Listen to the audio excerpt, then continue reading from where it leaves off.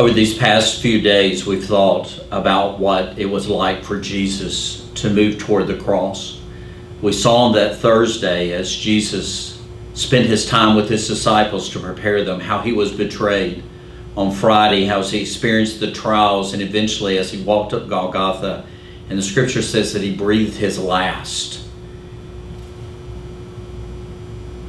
Jesus then moved from the cross, was buried, and Saturday came. Saturday was the Sabbath. The people were unable to move, to go about. They had to stay home. And in my mind, as I think about that Sabbath, it had to be one of the most silent days in history. Many of them had believed that Jesus was the Messiah. Many of them had begun to understand, maybe in some very simplistic ways, that he was dying for them, but to actually see him die upon the cross, to know that he literally died, that he was buried, and that he was in the tomb on that Saturday, the silence had to be piercing to them. Their Messiah, Jesus, had died. He'd been buried. He'd been placed in a tomb. The tomb had been sealed, and soldiers had been put outside, and things seemed very hopeless. What did the future hold? And I don't know, but I imagine if we were there that day, we would probably be asking the question, what is God doing? Things seemed so silent.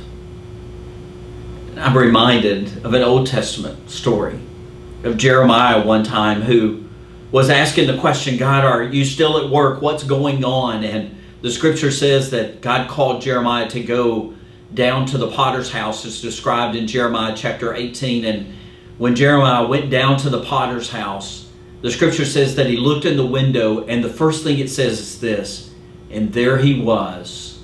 It was a reminder that even though Jeremiah was not aware that the potter was still at work, and in a bigger picture, it was a reminder that God was at work. What they didn't realize is that in the midst of the silence, as Jesus was in the tomb that day, in the midst of great hopelessness and that angst that was taking place as they were wondering what was getting ready to happen next, there was always the reminder that though they could not see and they could not understand, there was the reminder that God was at work. In the midst of all that's taken place in our lives today, the story of what took place on that Saturday is a lesson for you and for me today.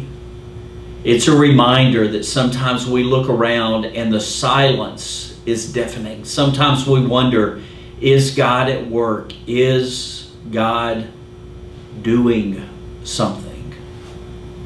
And the reminder of that Saturday and the reminder for us today is, even when the silence overcomes us, and even when it's hard to see, that God was at work.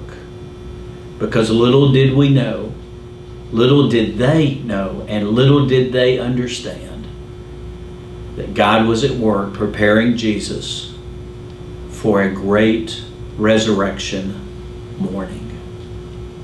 So in the silence, sometimes we discover the true beauty of hope when we see hope revealed. We want to invite you to join us tomorrow, Sunday morning at 10:30 as we celebrate the fact that Jesus is alive. It's a great time to remember that there is joy and hope in Jesus Christ. We'll be on Facebook Live at 10:30, and the service will also be posted on YouTube and on our website later. Come celebrate with us as we remember the simple and wonderful truth that Jesus is alive.